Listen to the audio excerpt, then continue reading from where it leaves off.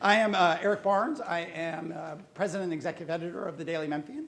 I want to thank all of you for being here, what is officially our first of our seminar series under the Daily Memphian, which we launched 3.5 weeks ago. Seems like 3.5 years ago, but it's still pretty new to all of us. If you haven't subscribed, you need to, and you should right away. It's only $7 a month. And so please do go to the site, dailymemphian.com, and support what we're trying to do.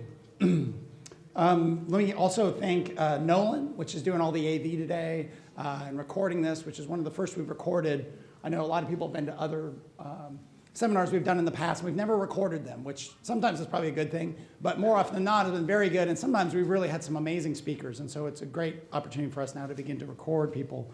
We're going to turn it off when McLean talks, though. We also want to thank Paradox Catering. Just a reminder that we will have drinks and cheese and crackers and such upstairs and a reception afterwards, so please join us for that. You'll get a chance to maybe talk to some of the speakers and sponsors one-on-one. I also will say, before I thank the Brooks, there is Wi-Fi down here. It should be just, I think it's Brooks Guest, if I'm not mistaken. And so please use that. We want to thank the Brooks as well. We've done this here now for 6 or 7 years. I think all of our seminars have been here, and it's been a great occasion. Before we move on and get the speakers up here, we'll bring them up one by one, and then we'll do a panel conversation at the end. I do want to remind everyone that our commercial real estate review and forecast is coming up on November 1st, is that correct? November 1st, and that one generally sells out, and so I know, just given interest in this, that there'll be a lot of people in here who might want to sign up for that. It does sell out almost every year in the past. It'll be here, yes. And if you go to, it's on dailymemphian.com, we'll figure out a way to get you signed up. So let me bring up our panelists. First is Paul Young, who is director of the City of Memphis Division of Housing and Community Development. All right, thank you guys for having me here. Thanks to the Daily Memphian and all the work that you're doing to promote this city, to Brooks Museum for hosting, and all the sponsors. I'm happy to be here to talk to you about development in Memphis. And first, I'll just start off by saying this is a great time to be in Memphis. I think there are a lot of positive things that are happening in our community right now. And just to kind of set the context, my slides are going to be really simple. They're just showing you various projects that are going through. So I'm going to talk a little bit before and after I show you the slides about just development in Memphis and what's been transpiring. And many of you are probably familiar with the way we've grown as a city. Over the past 30 to 40 years, we've grown our land mass, so we've grown in terms of geographic space. We went from about 125 square miles to about 325 square miles from 1960 to 2010. And what that meant for us was that we have essentially diluted the population because when we had these plans, we had a comprehensive plan that was done in 1981 that essentially said we wanted to grow. We wanted to grow further and further east. And so we started extending sewer lines and things like that grew our footprint as a city. And what happened was people moved from the core of the city further and further east. And what it left were these neighborhoods and communities that were essentially desolated. They were abandoned. They didn't have any more investment because the commercial followed the population further and further east. And so what we're now blessed with is us reversing that trend. We're starting to see more interest in our communities. We're starting to see very hard, difficult, complicated development deals get completed in the core of our town. But what that also does is that puts the onus of responsibility on us as community leaders and local government, developers, to make sure that as we grow, it continues to be inclusive. And so when I'll show you a lot of great developments that are happening, I won't get into a lot of the work that we're doing on the neighborhood side, but I want to drive home the point that as we see this growth happen in our community, we want to learn from our sister cities to the east in Nashville, because they're having challenges where if you have a moderate income, it's very, very difficult for you to live in the core of that city. You're having to move further and further out. We want to make sure that as we grow in our core, that the people that have lived in these neighborhoods during the down years are also able to benefit. And so our strategy from a city perspective is to use federal funds and other tools that tie in affordability restrictions to the development. So if you're building something, you set aside 20% of those units, or at least 20% of those units for individuals that earn less than the market can demand. That way, that affordability is preserved for at least 20 years. And so, it's an important task on our hands. So all of the growth and development is great, and we're excited about seeing it happen. One other point that I wanted to make is one of the reasons you've seen it be difficult for development to take place in our city is because we're blessed with this affordability issue. And what I mean by that is we're a pretty affordable market, meaning our rents are low, the housing prices are relatively low, but what that also means is there's less of an incentive for the private market to come into and develop, because it costs the same thing to build a high-rise in Nashville as it does in Memphis. But if you go to Nashville, you can charge, $1,200 a month or much higher than that. But you go to Memphis and you're looking at, $900, $1,000, and this is in high-end markets. And so it makes it very challenging to make these deals work. So when you hear people talk about pilots and why people need incentives in order to make these deals work, that's why, because the numbers don't work on just a, go get a bank loan and do the project basis. It just doesn't work like that. So we're excited about seeing this trend where people are taking on the complicated development deals, and those are some of the things that McLean and Tommy will talk to you a little bit more about. But let's just talk about the good stuff right now. So there's about $15 billion of development that's going on, either planned or recently completed in the city of Memphis right now. That's a lot of development. And so I'm going to run through just some great things that have happened. And many of you will be very familiar with some of these projects, like Service Master, which is occupying what was an abandoned mall in the middle of downtown. It was abandoned for 6, 7, 8 years. Many of you driven past it, and now if you drive by, it's a completely different site. You now have 1,200 employees right in downtown Memphis, a Fortune 1000 company that would have left had there not been intervention and conversations that took place to make this project a reality. So these are the types of things that are happening. You see the Wonder Bread factory, which was shut down a while back, is now being turned into a mixed-use development. It will be the headquarters of Orion Federal Credit Union. This is under construction right now in the Edge District. The Tennessee Brewery, a property that had been vacant for a number of years, and many of you remember the temporary activation event that took place there. Well, it turned into somebody doing a mixed-use development right there on the south end, and it's anchoring that portion of downtown today. $28 million project. One Bill is a project that had been talked about for some years, is now finally moving forward. The developers are poised to move forward towards the end of this year, so there's a lot of things to be excited about with that development. You have a $280 million expansion of Methodist Labana Hospital. So these, and I don't even include some of the things that University and Memphis are doing. So I just wanted to hit some highlights so you see this activity is happening. The airport modernization, I think that's a $210 million project that's taking place. FedEx is doubling down on the city. They've said that they're going to do a $1 billion renovation of their super hub. So they're further demonstrating that they have high optimism on what's going to happen in this community moving forward. AutoZone expansion, they've acquired land around their existing downtown location. They was one of the people that went downtown in the 90s, back when it wasn't necessarily the end thing to do. They moved their corporate headquarters down there, and they're thinking about expanding. International Paper expansion, which took place a couple of years ago, building the second tower. St. Jude, many of you have heard about the $450 million tower that they're getting ready to build. And with the St. Jude expansion, they're going to be doing a lot of work in the Pinch District.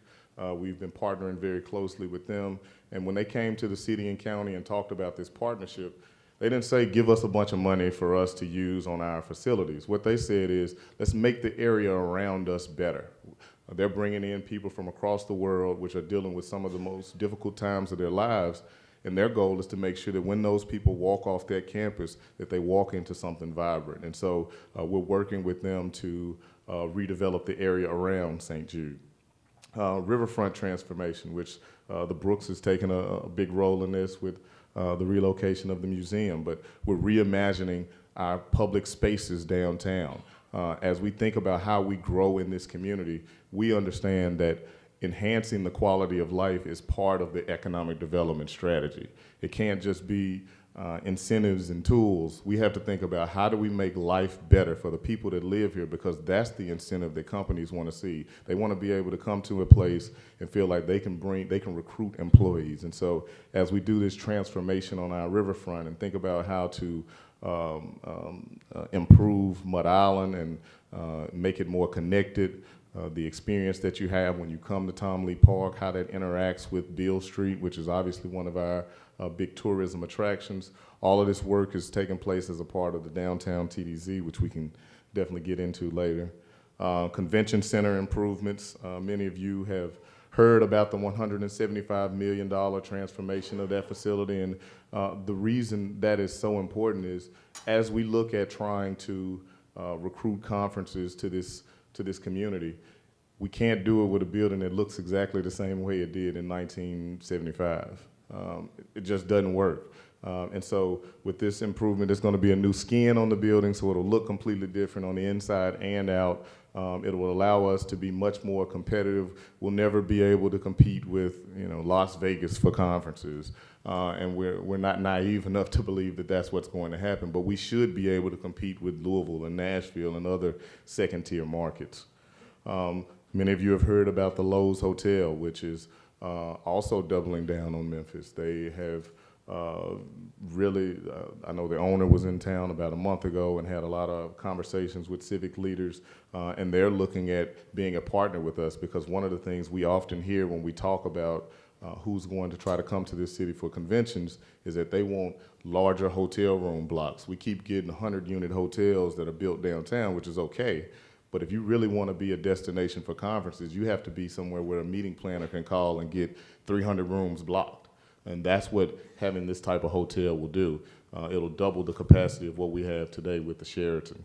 And then lastly, I was just going to touch on the fairgrounds, which we believe is a project that has a lot of opportunity for this community, while it's anchored with a youth sports facility and activating a space that is currently underutilized. We think that it's also going to have benefit to the community around it as we improve connectivity, as we think about how we can use that youth sports facility to complement nonprofits and other groups that have different sports programs. And so it'll be a very intentional way of having an economic development amenity that can recruit people to our community, but also can serve the community that we want to see thrive, which is this city of Memphis. And so those are all my images. I promise to be very brief in my remarks, but I want you all to be encouraged about all the things that are happening, because we got a lot of big shiny projects that are happening, but there are also a lot of groups that are working to improve things at the neighborhood level. And the last thing I'll say is that when we talk about developing neighborhoods and communities, at least from a city perspective, what we need are developers and nonprofits that are willing to step out and take a risk. I mentioned that a lot of times these numbers don't work. So in a community like Fraser, where it costs $75,000, $80,000 to build a home, in many instances you can only sell that home for $60,000. So who's gonna close that gap? That's what we do. Our goal is to provide funding to those organizations that will build those houses, because if you're just a private developer, that math does not make sense to you. And so we need to build up the capacity of our agencies in our communities. We have to find, there'll be a neighborhood that comes to us and says, well, nobody's over here doing it. We need somebody to step up. And so I know that many of the banks are in attendance. They're stepping up. They're ready to make the investments. We have to build the capacity of our local developers so that they understand how to take advantage of some of these tools and bring more to this community. And thank you.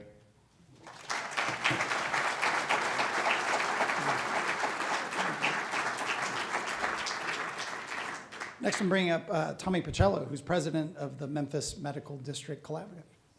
Good afternoon. Thanks for being here, and thanks for Daily Memphian. Congratulations. Excited for you and for Memphis and for what you all are going to bring. And thanks for all the sponsors for having us here.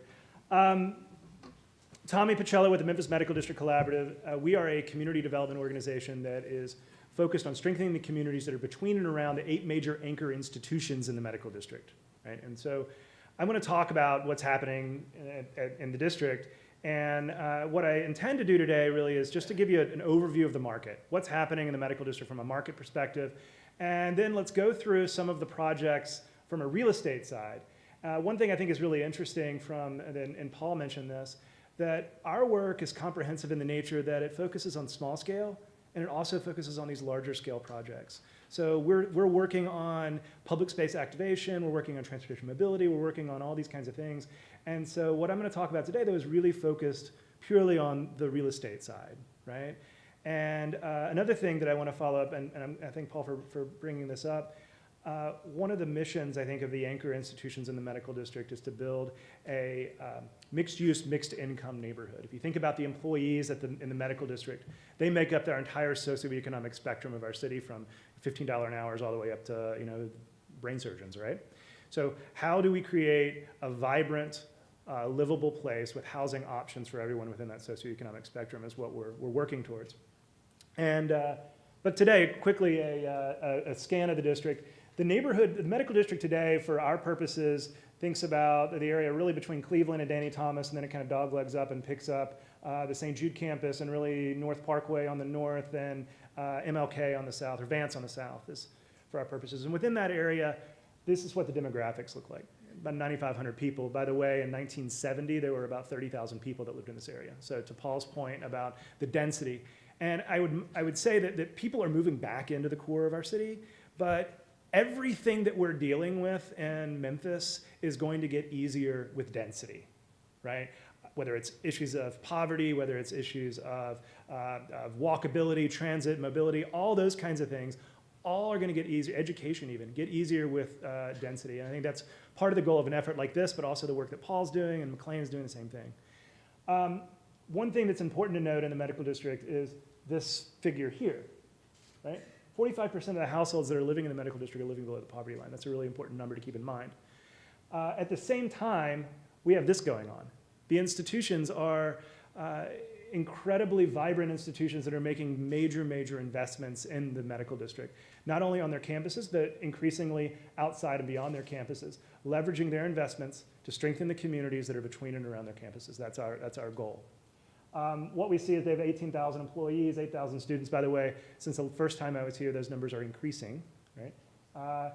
Almost $3 billion collective operating budget, $3.5 billion collective capital improvements, 250 acres of land that they control. So it's a good place to be working from if you're looking for a jumping off point to stabilize and strengthen a neighborhood. So I want to shift a little bit to the market in the area. This is a retail analysis that was done in the Memphis Medical District in February of 17 by Gibbs Planning Group out of Birmingham, Michigan. And the high-level takeaway is about the medical district, because of the number of employees and the growth of the district, could support about 197,000 feet of retail. Right? Now, retail's changing, and I get that. But that's about the neighborhood serving retail that could be supported in the district. And this is an important number. This is about the target rent that would be the max, $21 per foot would be the max that you could pay based on 8% of the anticipated sales per square foot in the retail front. On the residential side, Zimmerman Volk Associates, a very well-respected market analysis firm, did a residential analysis in the medical district, and this is the number they came up with. The total supportable in there for 5 years. This is the takeaway, about 2,050 to 2,600 new rental units could be absorbed in the district over the next 5 years. So how are we shaping up? Well, here's a list of projects that are either new or under construction or announced, right? Or at least somebody's working on these. They're not off the ground yet. And here's our gap. So of that 2,000 to 2,600 in residential units and the 197,000 feet of retail, I didn't mention office up there, but this is what's coming online. About 678 new units over the next couple of years. Retail is about 24 to 25,000 feet, and 25,000 feet, and the office space is about 130,000 feet of office. So we have a gap, right? And we have a gap that we're continuously working to fill. And what I think is important to understand about the medical district in particular is that the medical district is an emerging market. And deals are still happening in the district, but they take a lot of work, and they're still turning a little slow. Our goal, and what the work that I think the institutions are bringing to the table, and what I hope MMDC is able to contribute, is our shift of the medical district from a rising market, emerging market, into a strong market. And if you think about Memphis overall, I don't know that, I mean, I think we're heading in this direction, right? But to Paul's point, until you hit that $2 a foot residential rent, everything's gonna have to be subsidized, everything's gonna have to have something underwriting that in order to make the numbers pencil out. And so I just wanted to make mention of that. So what is the collaborative doing? Again, our mission is strengthening the communities that are between and around the anchor institutions, and we're doing that by capturing the value of the institutions through live, buy, hire programs, increasing housing supply, strengthening the commercial corridors, improving public life, and then enhancing the safety security of the district. This is the foundation of MMDC are these program areas. So it's the smaller, fine-grained work. Our theory of change, if you could almost boil it down to if you can create an economic sizzle in a place while you're putting up quickly, while you're putting in the infrastructure to get the larger flywheel of real estate going, then that's kind of the theory of change. And that happens really at the foundation of these programs while you're also working at the institution level, getting them to spend more money locally with minority and women-owned businesses, both within the district but also within the city. Because remember, they have that $2.7 billion operating budget. 1.2 billion of that is economic goods and services they're just buying, right? So how do you shift that? It's more of that to local. That's buy local. Hire local is about 3,100 jobs that are going to need to be filled in the institutions over the next several years that are support services. Not doctors, not researchers, but people from the neighborhood could fill these jobs. So how do we connect those individuals into those jobs? And then the live local is an incentive that is working to fill the housing that is available in the medical district with residents of the institutions so that they can live closer to where they're working. And then at the top of this, what we're working on is the development support. So very quick overview of the projects that are at the institutional expansions or underway, projects underway, and then some potential opportunities just to kind of give you a sense of what's going on. On the institutional expansions, one thing, by the way, is they're really clustered. There's really two areas you're seeing, right? Right here, the edge is very hot right now, but also the institutions in the core of the district are investing quite a bit. We're starting to see, of course, around St. Jude, we're starting to see a lot of interesting stuff happening in the uptown neighborhood, especially along the fine-grained, small-scale developer level, which is interesting.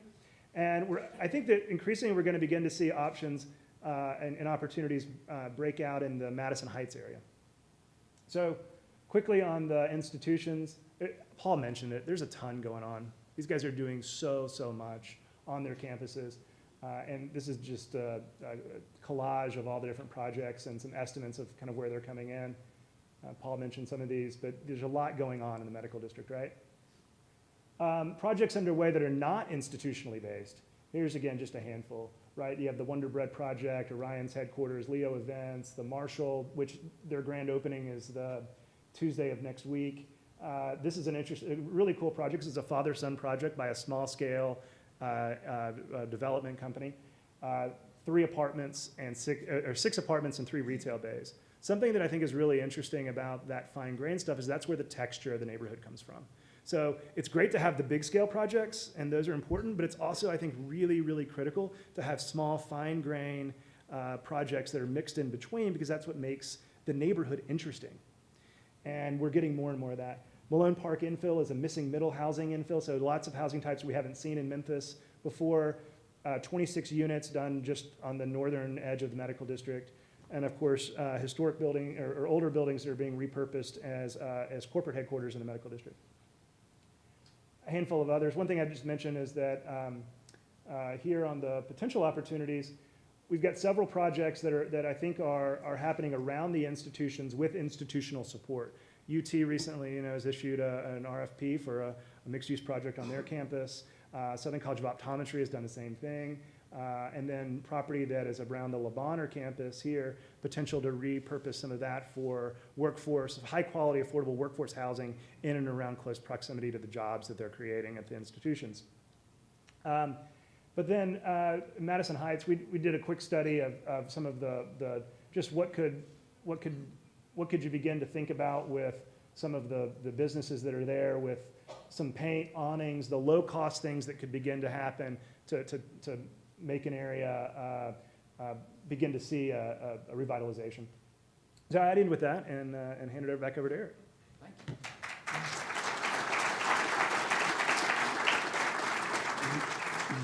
And last but not least, McLean Wilson, who's a principal with Kemmons Wilson Companies.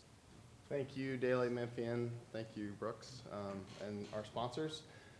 So this is a picture that I loved back when we were looking through lots of different photos of my grandfather. That's my grandfather, Kemmons Wilson, started Holiday Inn here in Memphis, 1952. Positive action by all of us will keep Memphis growing. And he rented a billboard just to announce that, which I think is pretty incredible. And it can be really that simple. And I think it should be that simple. So I'm going to tell you a little bit about a project down on South Main, but a lot of just the way I want to articulate the story, a lot of people ask me a lot of questions about what I'm doing, and a lot of it comes to the why. And so I think much like my grandfather, he did a lot of things in Memphis because that's where his family is. That's where he was born. That's where he had his kids grew up. That's where his grandchildren grew up. I'm actually over there getting smooched by him right there. And he loved his family. He loved his town. And this is another pretty awesome note that he wrote to the City Board of Adjustment. And this is when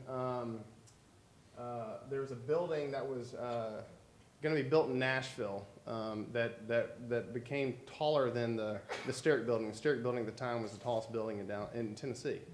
And he was trying to get approval for a building that was like a floor higher than the tallest building in Nashville.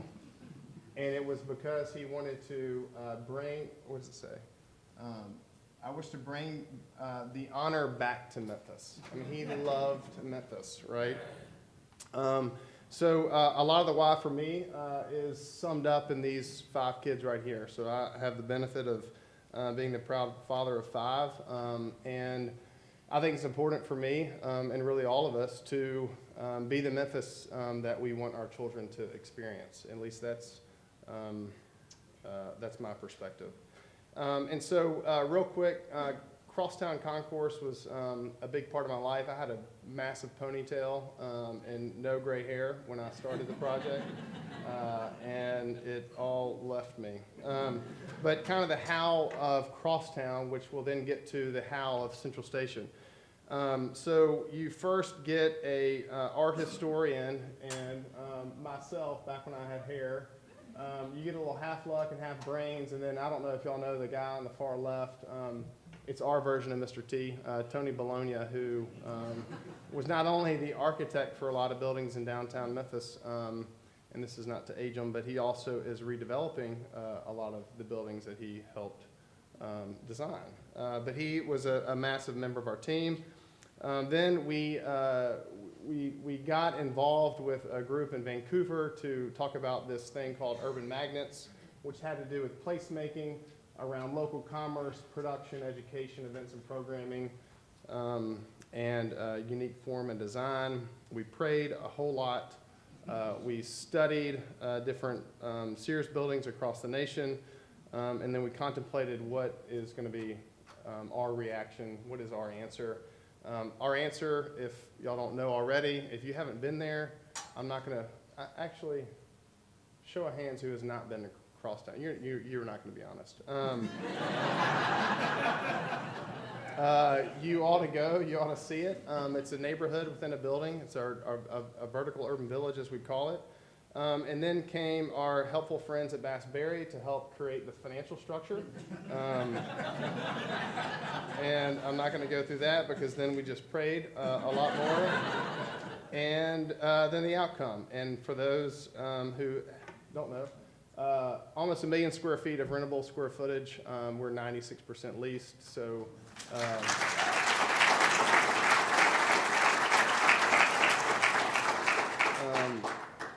and thrilled by that. And for those who haven't gone, you can do some oohs and ahs, and we can figure out who hadn't been there.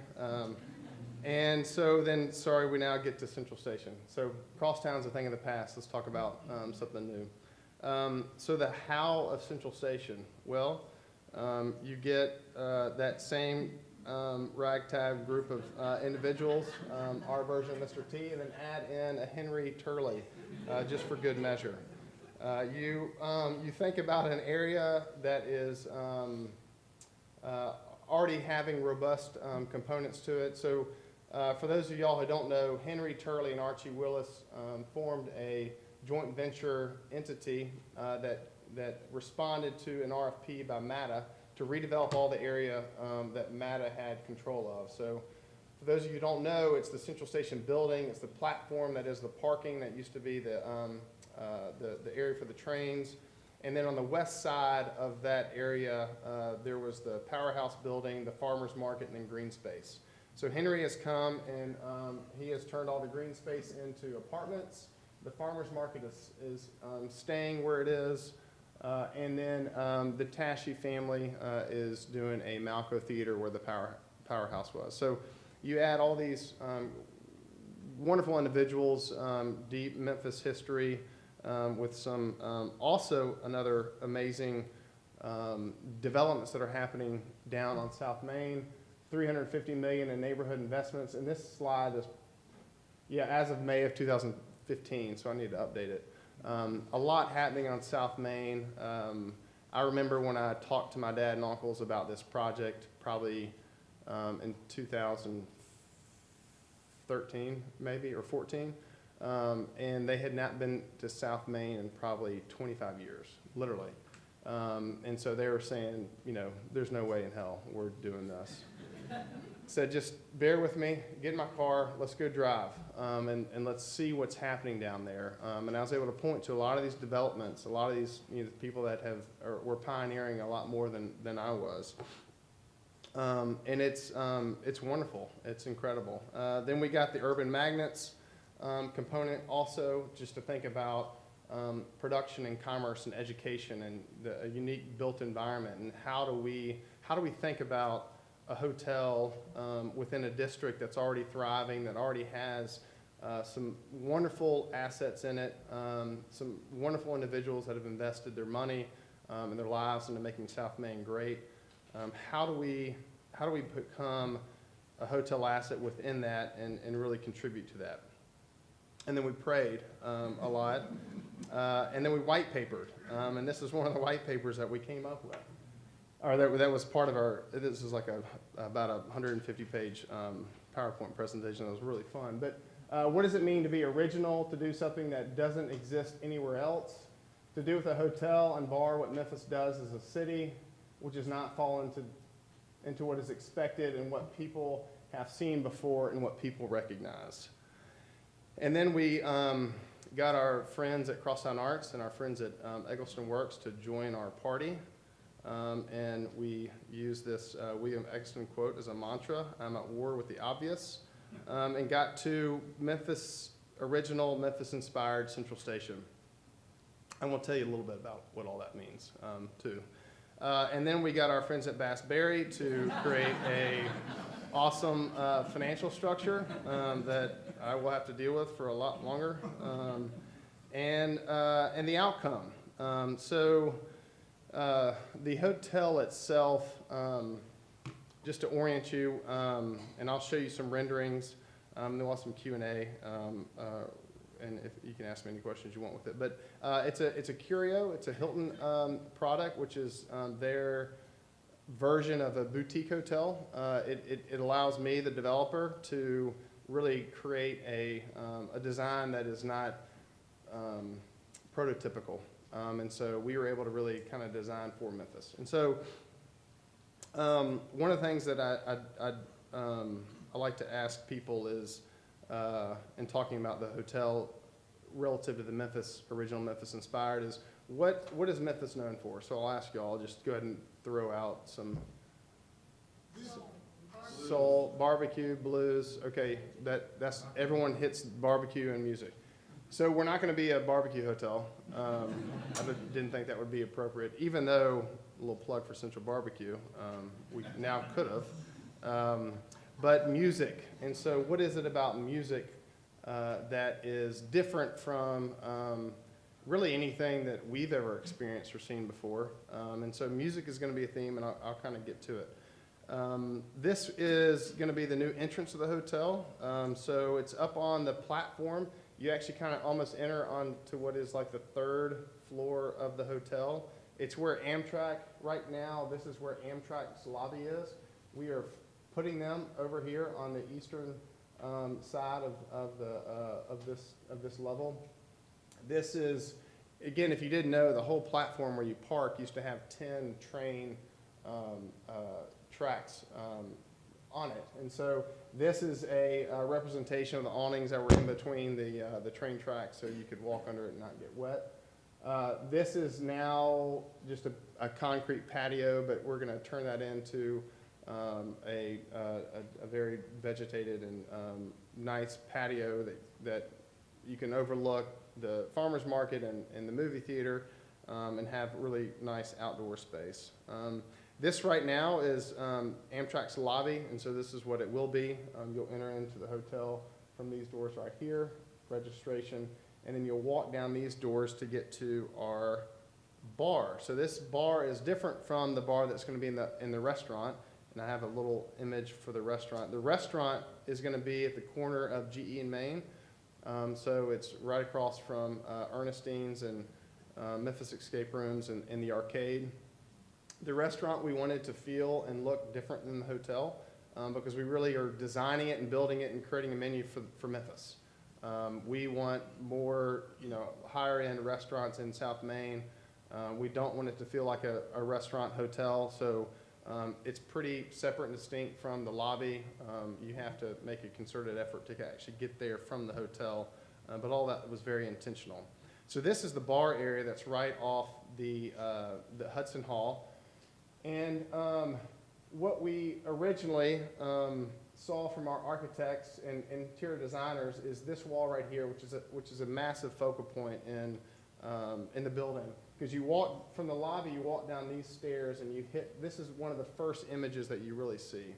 And the first image that we saw from our interior designers was this massive bar that looked beautiful, and it struck us all as this is something that would be great for Nashville or Dallas, but it didn't really capture the Memphis essence. And so I won't bore you the details with how we came up to this design, but basically with the help of Eggleston Works and our friends at Crosstown Arts, we created and conceived of this music lounge, if you will. And so this is a record wall. So we already have bought about 15,000 records, which actually probably would fill about the top 2 levels. And at the bottom of these stairs is going to be a DJ booth. And so the idea is that we are going to have, at some point every night, a DJ spinning records. Every record that is going to be played in that room is going to be have some connection to Memphis. And the DJ will know that connection. We've acoustically made that room beautiful, so it's going to be wonderful. We call that kind of the living room of South Main, something where we hope that all the people that are now moving and living in South Main will be a party to. And I got to keep going. There's more about that, but that's going to be the banquet facility, the new Hudson Hall, though we won't call it Hudson Hall. This is the restaurant, and that's just an image. There's the corner of GE and Main. Here's a quick perspective on the room. The rooms are beautiful. Every room has these 2 massive windows, and the view from that kind of point right where Main comes and it kind of angles out, we have beautiful views of all downtown Memphis. It's really exceptional, really exciting, and I'll end with positive action by all of us. We'll keep Memphis going. So thank you. We'll do questions. Let everybody get settled. Remember, when you're answering, kind of answer that way to the crowd so they can hear you better than me, even if I'm asking the questions. I have so many questions, but I mean, yeah, so many questions. Why don't we do questions from the crowd here on anyone? Let's start right there, Charles. Well, only one, because I know you have a lot of questions. Based on the rents and the apartments that Turley has built south of the railroad station, would people getting these new jobs in the hospital district be able to afford to live in those kind of apartments? Or are they too expensive for the new workforce?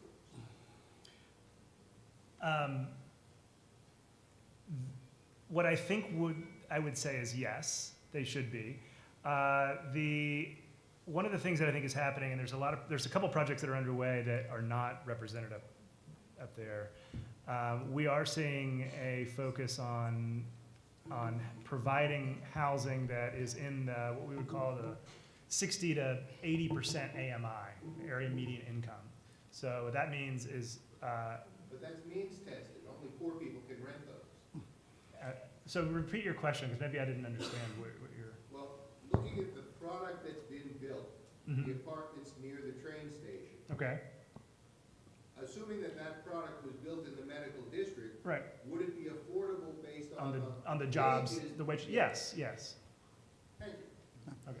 How does that work for you, Paul, in terms of, I mean, everybody to some degree or another talked a little bit about, equity and issues of affordability. How does that work through your division? Because a lot of what you're doing is passing through federal money. Am I managing federal grants? And- I mean, much of what we do is we manage federal funds, and when we put federal funds into the project, there are automatically affordability restrictions for the bulk of the money that we provide that are included with that.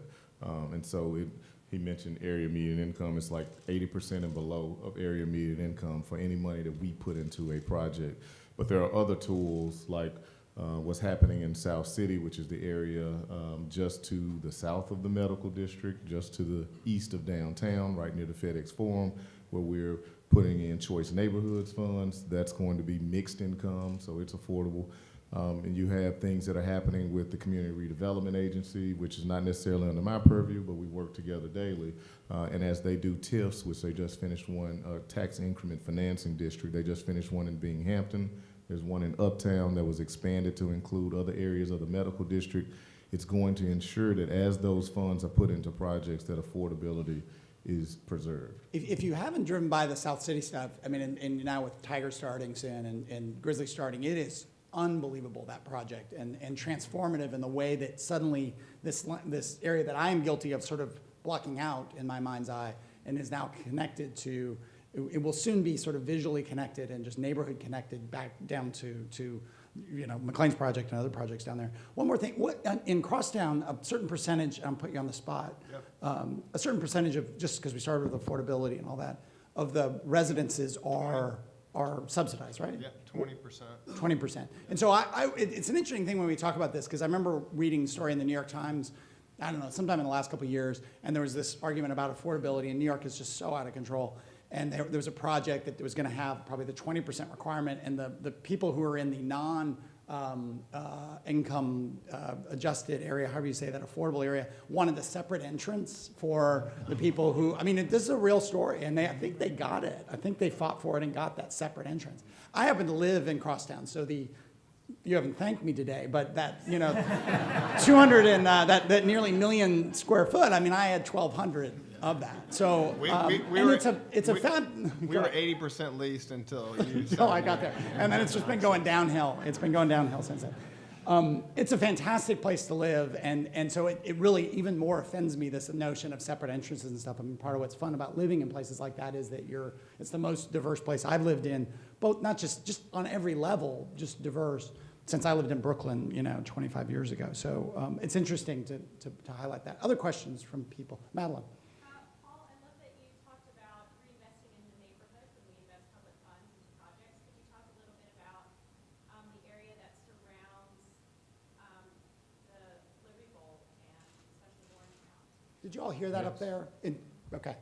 Yeah, the question was about, talk about Liberty Bowl, the area around the Liberty Bowl and Orange Mound specifically, and I feel like I almost planted you to ask that, because I intended to talk about that when I was up there, but there's a lot of great activity that's happening in Orange Mound, and many of you that know, it's one of the most historic communities in this city.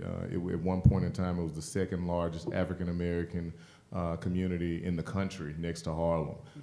And there's a resurgence in that community. There are some strong community leaders. So when we started working on the Fairgrounds project, we wanted to figure out how can you take this youth sports facility, which is really kind of economic development, and make it a community development win. And the way that we did it was, or the way that we're trying to do it is, we redrew the boundaries of the tourism development zone, which is actually the tool we're using to try to pay for it. And we started having conversations with the community, so we drew it so that we were including that neighborhood, and we asked them, what is the thing that you want to see happen in this community? And everybody talked about historic Melrose High School. It's a building that's been vacant for 40+ years, and it's been a source of contention for the community because half wanted to tear it down because they were sick of seeing blight in their neighborhood. And so the city is working with them now to do a temporary activation on October 26th through the 28th. I'd love to see all of you guys come. There'll be a lot of activities. And it's going to be similar to what happened with Crosstown and Tennessee Brewery. It all started with an idea. And so the idea is to get the public in there, get the neighborhood, as well as the city of Memphis, and turn eyes to that asset, because we want to see these types of developments that we talk about happening. We want to see it happen in a neighborhood like Orange Mound and see what that means for this city. Other question, right there, in the pink, and then, yeah. I'm the pink guy. Yeah, sorry. One of the best ways to drive and really supercharge development is mass-intensive transportation, because then it obviously takes the core of 20,000 people and extends it out to 40 or 50. So you can get people from Fraser to the medical district. All of our plans seem to be missing intense transportation. To be a great city like, a world city like Toronto, that has that transportation, that seems to me a thing that would help all of this go. And not just a couple of buses. Yeah, yeah. I mean, you know, we've done lots of stories, and I don't mean to answer the question, but I'm going to answer. And shows and so on that. And what people always say is the cost is just astronomical for, if you start talking about anything like light rail and so on. But let me have them answer, and then we'll come back to you. So, because Tommy, yeah, you've done a ton of stuff. on this. You're absolutely right, and I think the main thing is that are we as a community ready to step up and support it, right? MATA is the largest transit authority in the United States that does not have a dedicated funding source. It has had, within the same range of $1 million or $2, the exact same operating budget for the past 20 years. Like, we're not adjusting for inflation here, right? Same amount of money. And at the same time, more and more is being asked of the Transit Authority from federal regulations, et cetera. The system has been stretched to the point that its ability to offer high-frequency service is very, almost impossible. So as a result of that, we have this process called the Transit Vision 3.0, which is a recalibration, rethinking of what the model transit system would look like for a city of Memphis where we are today. And you know what? It's going to cost money. It's going to cost about $30 million a year in additional funding for MATA. And the question for all of us sitting in this room is going to be, are we as a community wanting to support that? And I don't think we have an option, right? Because it is about, if we invest in that, then what we do is we create liberty for all kinds of countless numbers of people. Their options of where they can reach a city in 1 hour increases threefold, right? Twofold, and a huge amount. And so if you want to address issues of poverty, transportation is one of the in my opinion, the #1 thing we could do. When you say dedicated funding source, what's examples of that in other cities? It could be, I mean, there's been conversations about transit fees. There's been a portion of a sales tax, a portion of a property tax. So like, you know, a quarter point, Right. something gets added on. Right. And then that is dedicated to that, to the funding you're talking about. Multiple ways you could do it. Right. We'll come, yeah, follow up on that. Go ahead. Where does energy efficiency and renewable energy fit into your plan? I can touch on it. So, as you know, my former role was the administrator for the Office of Sustainability. So, a lot of the work that we do in housing and community development, we try to keep sustainability at the forefront. The Shelby County, which administered what we call the Weatherization Assistance Program, had gotten out of that business. This is a program where they're able to take contractors and go into individuals' homes and make it more energy efficient. We literally have families that had live in 1,000 square foot homes that are paying over $500 a month in utilities, and it's because their homes are so inefficient. And Shelby County had gotten out of that program because of some of the challenges. When we came in 2016, we went to THDA and actually took that program under our purview. And so now Housing and Community Development is administering that program. And so now people are getting assistance with improving their home as we look at development projects, I know that EDGE and other agencies, when they offer pilots, they offer higher levels of incentive for those that are doing sustainable initiatives, including energy efficiency. And when we do big projects like South City, we try to get them LEED certified, which is, you know, the highest standard for energy efficiency. Can I add one thing on Yeah, that? yeah. Density, right? I mean, you can have a LEED platinum building, and if everybody's getting in their car to get there every day, it doesn't do you any good, right? We've got to get a situation where people are out of their cars more often and into walking, into bird, into bike share, into transit, all of those things. McLean, just from you, from a developer, Yeah. dollars and cents point of view, Yeah. efficiency is how big a factor? It's a big deal, you know, plug for Crosstown, the largest, It's horrible. I mean, like, you Yeah. can never get the temperature right. It's just, I call McLean in the middle of the night. He doesn't do anything about it. but it's the largest adaptive reuse LEED platinum building in the world. I mean, that's in our city, and that, so from, yeah. It's in the core of the city. Yeah, in the core of the city, right. And I mean, I echo the density issue too. It's really important. I mean, and Paul was, he was instrumental in his previous role in helping us figure out how to do that efficiently and providing funds to help us do it.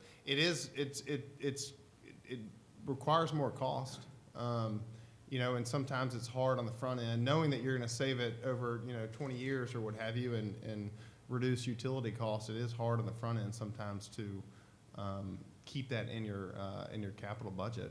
But it's you know, I think for each developer, you have to be committed to it or not, and some just aren't, and others are. But I think it's incredibly important. I do personally. June up there. First of all, thank you for this. This is great. It's such an up for everybody, I think, to hear all this. So much of what's happening in a lot of the commercial buildings downtown are adaptive reuse programs. How important has historic tax credits? What kind of role does that play in some of the projects? Yeah, it's you know, Paul was talking about the disparity if you try to underwrite just a typical deal and get traditional financing for it. A lot of things in Memphis just don't work because the economics aren't there. So I would say it's incredibly important. For Crosstown, it provided about $35 million to us, and for Central Station, it provided about half our equity. So or about a third of our equity. So it would Central Station wouldn't work without it. And that's a Let's put it that way. federal program. Federal program. Been around do a quick lesson on how it works. Yeah, so a building has to be historically significant. The National Park Service is who administers the historical significance for the buildings. And then if you're historically significant, which you apply for, and then you have to apply to your design to get approved that it maintains the historical integrity of the building. And then you have to design it according to how you drew it, and then you get kind of the full range of the credits after that. Is there a state historic credit too, or no? Am I making that up? Tennessee does not. We have tried, and Bassberry, another plug for Bassberry. We have tried and spent some money trying, but it was the last two years it was not approved. June West does not give up. I No, mean, I think we know one thing, is that June does not give up, so I'm sure not. But that would be a massive, another economic benefit that would help immensely. Yeah. Other questions here? Right here. Tommy's slide, I think it's second or third slide, showed, pointed out the median income, 44% of people live under the median income. There was another figure below that showed ownership versus Rental, yeah. And so, I live downtown, I'm fortunate enough to own there, but I'm surrounded by rental. As an owner, I feel like I have a real stake in the future of the development of that neighborhood. Has there been any thought really given to make the numbers work for projects that either start out as ownership or at some point after being rental for so long, transition to people being able to own a little piece of the pie? Yes. I mean, the right now, the tools and the incentives, you know, like a lot of these deals that are up here, they work because of either TIF or pilot or something like that, right? And a lot of a lot of the activity right now is because the rental market is there. It's easier to get it financed, all those kinds of things. So you're seing that is as the market is emerging, that's where a lot of the activity is. But there are people talking about adding more for sale housing, and at least we're seeing that in the medical district, and trying to figure out how to make the numbers work to do that. It's probably a little further down the road. Am I right? New market tax credits, you can't do condos, right? Isn't that correct? Or something, there's some limitations? Yeah, no, that's correct. So It's an ownership issue. Okay, yeah.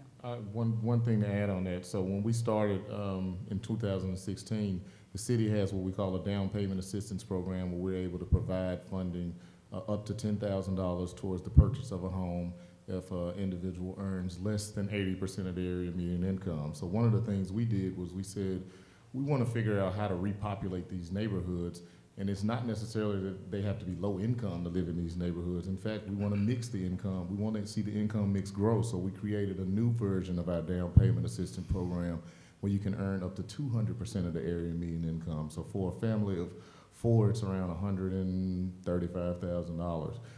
And we targeted 14 different zip codes, so zip codes that had seen lower sales activities than the rest of the city. And so you can get up to $10,000 in those communities to purchase a home, and that's our way of supporting home ownership in some of our areas where we want to see it grow. One quick thing, you also remember the table that I showed, the sort of where we are on the market strength level. One of the things that holds us back is appraisals, right? And so it is easier to get an appraisal figured out for the multifamily projects, but in those, on the way, actually increase the value of the area, which then you can help to get the appraisals ready for single family. So it's gonna be lagging, right? But between appraisals and where the rents come in and the various lending tools that are out there, it'll happen. It's just gonna take a little time. We're running out of time though, and I got a couple things to do.